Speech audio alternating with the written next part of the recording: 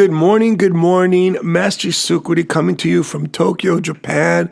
Mestre Vibes podcast. Guys, I got in here really early. It's 7:30. I've already taken out all the trash and done all the cleaning. Woke up feeling fantastic about 5:30 and really positive and focused on what I want to share with you guys today. First, I want to talk about something that's very, very serious and very important, and maybe I'll actually rattle off a little bit about it. What I want to talk today about is November is also called Movember, where men around the world in solidarity grow mustaches to talk about and bring to light the importance of not only men's cancer, but which I think was the original idea. Me and Contra Mestre Disco did that years ago. We grew mustaches for November. And there goes the M for Movember, mustache, right? But also about the importance of men's mental health. Instructor Dragon is a really great guy. He teaches in Capoeira Natural do Brasil in England. And he had made some posts this week about men's mental health. And I thought it's really important that we give a little bit of time and a little bit of energy to talk about men's mental health. Now, these points that I'm going to share with you as a person who comes from a Latin American background. This year, Mexico, I don't know where I saw, but Mexicans were voted the most happiest people on the planet, which is all of course, I'm going to say that's awesome because I've always felt I've been very positive. Have I ever had to struggle with mental health? It's really difficult for me to culturally or even logically understand men's mental health. What I will say is, yes, I have had bouts of depression. Yes, I've had bouts of stress and anxiety and where I didn't want to. But for me, growing up disadvantaged and knowing that people were like in Mexico were even more hard up, and also when I went to Brazil, like more economically challenged, and I saw that a lot of these people, especially Mexicans and Brazilians, don't really have time for depression or that, because you don't have time to sit down and think about how you feel when you're too busy trying to make ends meet and survive. So I want to say it's important that although I'm not going to get into the medical side of mental health, I am going to get into the nuance of it and the importance of men's mental health. Contra Formado Pantera came in and he goes, Master, you're always right. You called it.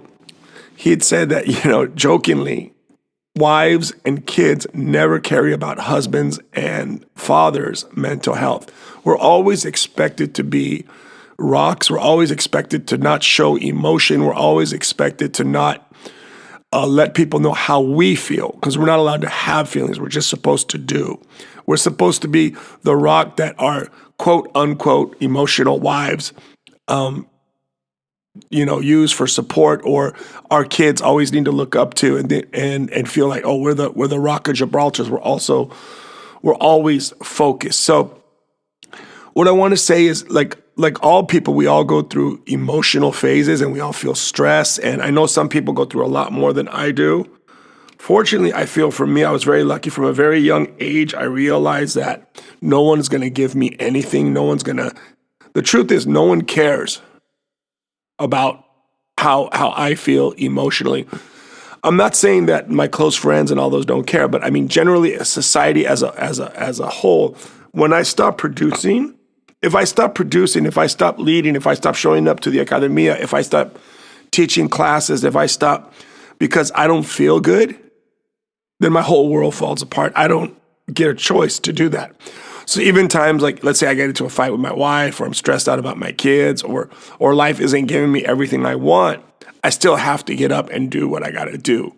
Like my old friend said, you got to ranger up and just do it. So when we talk about men's mental health, I hope people take a moment to realize that most men hide their emotional stress. When they're negative, or when they're tired, they don't share it. Men generally don't have the ability to share, and this is really important because I think what saves me and a lot of the people here that I'm around is that we are surrounded by what we call a community of other men who are really fantastic, really down to earth, and really supportive.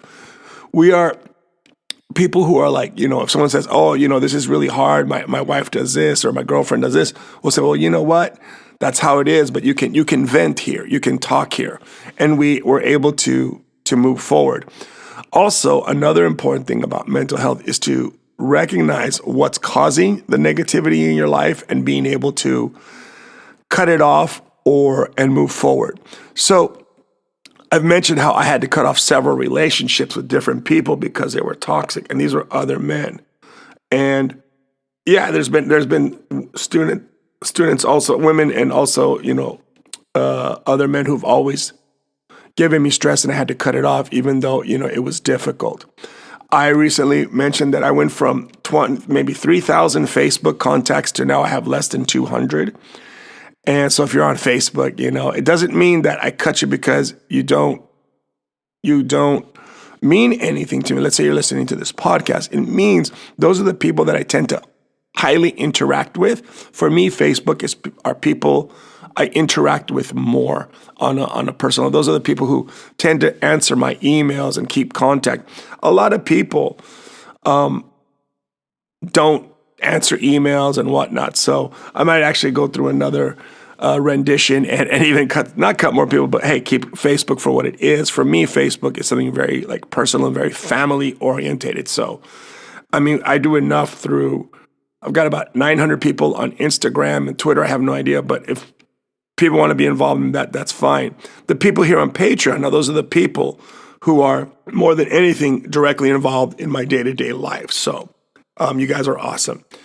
So from this point of talking about mental health, I just want everybody to take a moment. If you're a man, take a moment to take a deep breath, 2 or 3 deep breaths, and think about what's going on in your life. And especially if you're connected here with me on Mestre Vibes, you're more than welcome to talk to me anytime. Years ago, I thought, I'm not a trained psychologist or a psychiatrist, and people would come to me and they would dump on me. I remember there was one woman who I had as a student, and she always had like that issues energy.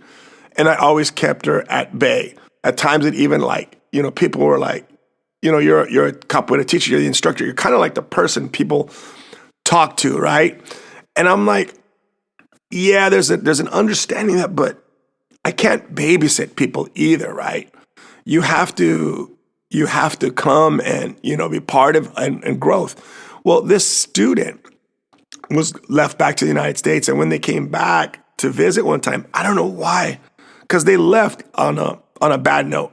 Like I was a bad teacher. No, I just don't let stuff slide. And I never really did. I never let people be child adults here. And I think that was a big thing that a lot of time that has issues for me with other people is I let people act like child adults. And what I mean by that is like I'm going to take their childish behavior and make it an important adult situation. So this person came back and started talking about how she's going through a divorce with her capoeira husband that she met in Brazil, who's fantastic, and he cheated on her. And he was, look, guys, the story is the same rewound story. Men go to Brazil, marry gorgeous Brazilian women, come back, and the women find somebody else and leave the marriage. It's the story of every group, unless you have something that, that's going to keep them there. Women go to Brazil, same thing. And I've been seeing it for 34 years. You can call it what you want. It is what it is. People go to Bahia. It's like a job. They go to Pelourinho. They go to find somebody to take them out of Brazil. I totally understand why people are doing that in Brazil because of the economic situation. But the people are the same thing. Let me tell you guys a story I heard years and years ago. And the story is really funny because a friend of mine, she's really amazing. She's probably a PhD by now. I haven't talked to her in years. It's one relationship I should have kept. She's awesome. And she was talking to these guys who were down in Brazil. And they were like, oh, we were in Rio de Janeiro and I was dating this gorge. And he's like average American guys, like not really athletic, not really top notch, as she mentioned. I'm telling you from hearsay from what she said. But they're down in Rio de Janeiro. They met some girls on Copacabana Beach, come back and they're like, wow, man, I met this girl. She was fantastic.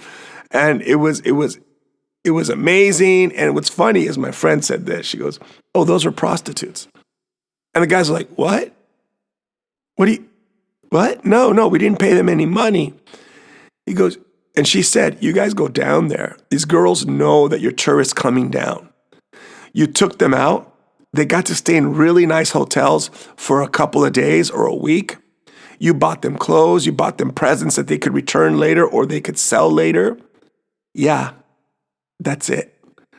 And it shocked me because usually women tend to defend women, but it was so clear. The woman who said this, I got to remember her name right now. It's been like 20, 25 years, but she was like, I was just like, wow, spot on. Because I also saw that in Mexico, right? When people from outside of Mexico would date Mexican women or Mexican guys and spend money and lavish on them. But that's just, that's commercialism or capitalism at its best. I don't know.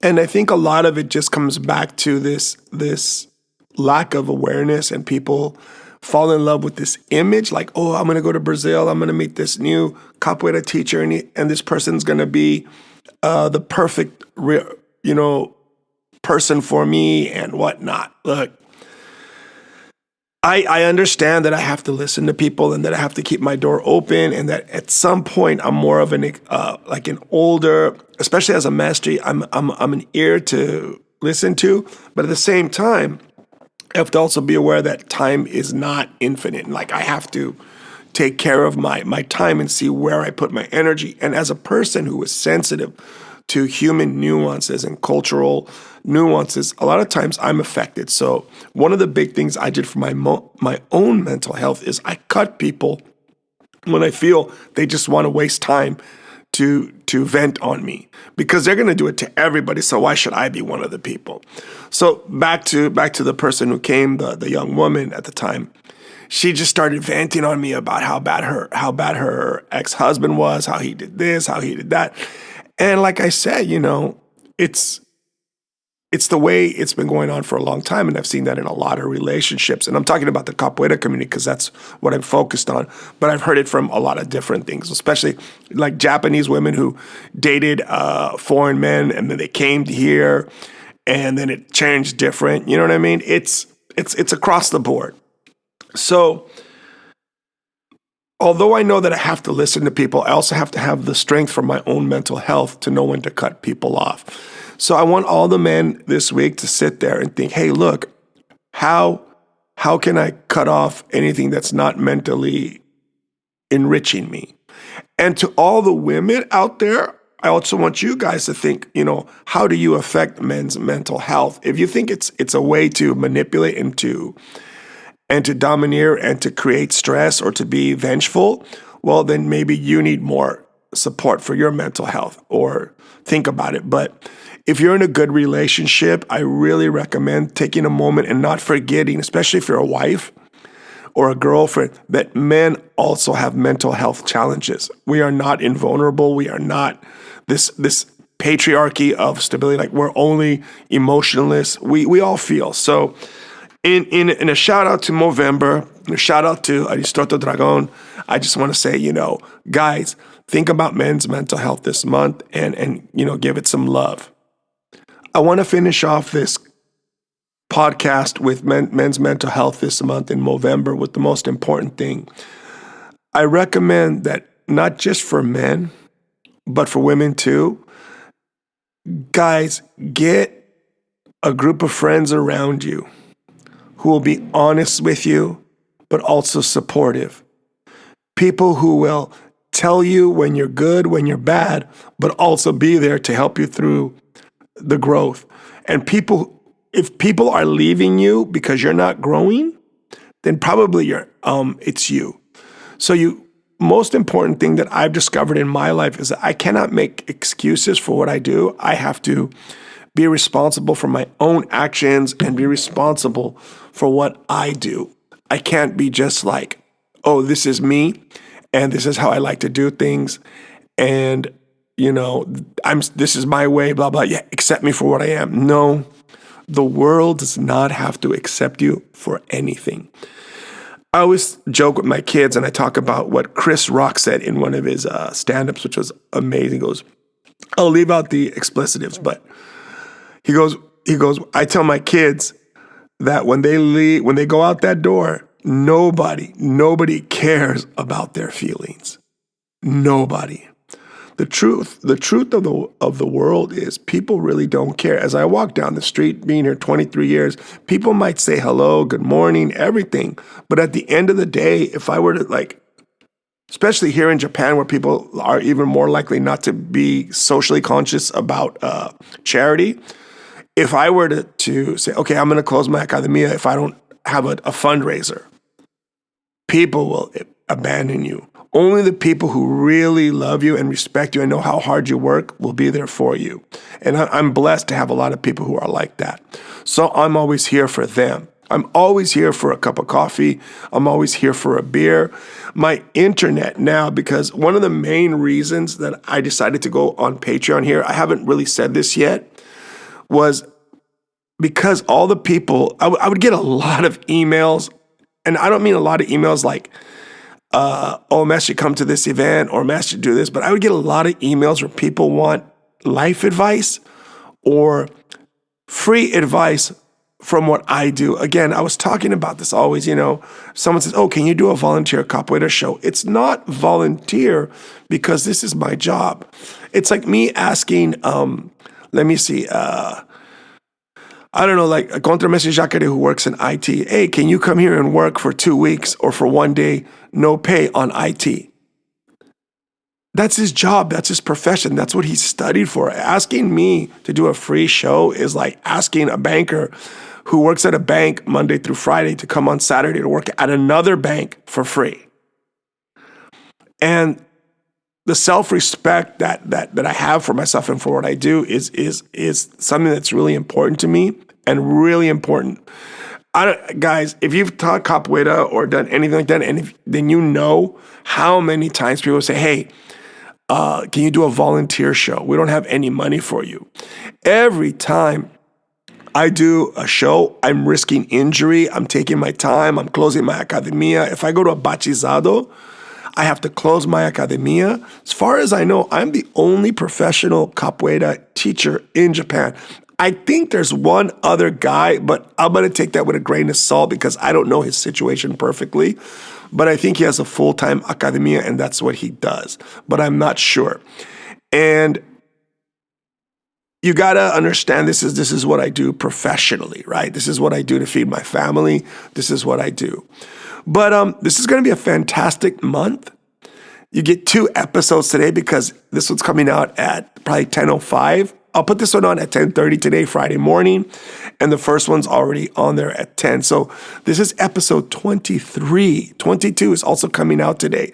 So listen up. Think about men's mental health. Think about your own mental health, and think about how capoeira helps to spiritually guide you. And I hope you guys had a good listen today and have a fantastic day. Lots of love, lots of peace, lots of capoeira.